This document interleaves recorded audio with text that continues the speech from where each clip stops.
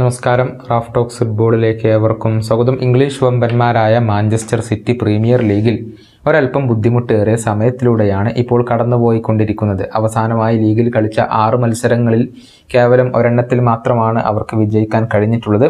എന്നാൽ കഴിഞ്ഞ club world cup semi ഫൈനലിൽ അവർ വിജയിച്ചിരുന്നു. ഇനി ഫൈനൽ മത്സരത്തിൽ അവരെ കാത്തിരിക്കുന്നത് ബ്രസീലിയൻ വമ്പന്മാരായ ഫ്ലുമിനൻസ് ആണ്.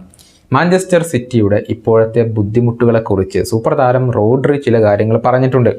ഡ്രസ്സിംഗ് റൂമിനകത്ത് വളരെ മോശം ഫീലിംഗ് ആണ് ഉള്ളത് എന്നാണ് റോഡ്രി പറഞ്ഞിട്ടുള്ളത്. എന്നാൽ ഈ സാഹചര്യം മറികടക്കാൻ വേണ്ടി ക്ലബ്ബ് വേൾഡ് കപ്പ് കിരീടം സ്വന്തമാക്കേണ്ടതുണ്ടെന്നും റോഡ്രി ഇപ്പോൾ കൂട്ടിച്ചേർത്തിട്ടുണ്ട്. അദ്ദേഹത്തിൻ്റെ വാക്കുകളെ goal.com റിപ്പോർട്ട് ചെയ്യുന്നത് ഇങ്ങനെയാണ്: ഒരു ഇൻക്രെഡിബിൾ ട്രോഫി സ്വന്തമാക്കാനുള്ള വലിയ അവസരമാണ് ഞങ്ങൾക്കിപ്പോൾ കൈവന്നിരിക്കുന്നത്. ഞങ്ങൾ ഫൈനലിൽ എത്തിക്കഴിഞ്ഞു. എല്ലാം വിജയിക്കാൻ വേണ്ടി ഞങ്ങൾ ഞങ്ങളുടെ പരമാവധി ചെയ്യണം. കാരണം ഇതൊക്കെ ചരിത്രത്തിൻ്റെ ഭാഗമാവുകയാണ്.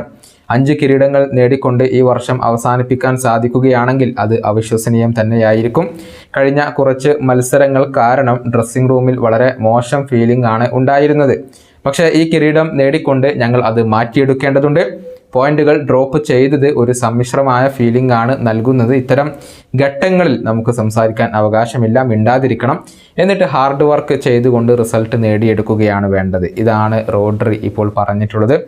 വെള്ളിയാഴ്ച രാത്രിയാണ് മാഞ്ചസ്റ്റർ സിറ്റിയും ഫ്ലുമിനൻസും തമ്മിലുള്ള ഈ ഒരു കലാശ പോരാട്ടം നടക്കുക. ഇന്ത്യൻ സമയം 11:30 ജിദ്ദയിൽ വെച്ചുകൊണ്ടാണ് ഈ ക്ലബ്ബ് വേൾഡ് കപ്പിൻ്റെ ഫൈനൽ മത്സരം നടക്കുക. ഇതുവരെ ക്ലബ്ബ് വേൾഡ് കപ്പ് കിരീടം നേടാൻ മാഞ്ചസ്റ്റർ സിറ്റിക്ക് കഴിഞ്ഞിട്ടില്ല. അതുകൊണ്ട് തന്നെ ഒരു കന്നി കിരീടമാണ് അവരിപ്പോൾ ലക്ഷ്യം വെക്കുന്നത്. ഈ വീഡിയോയുടെ അവസാനിപ്പിക്കുന്നു. വീണ്ടും കാണാം.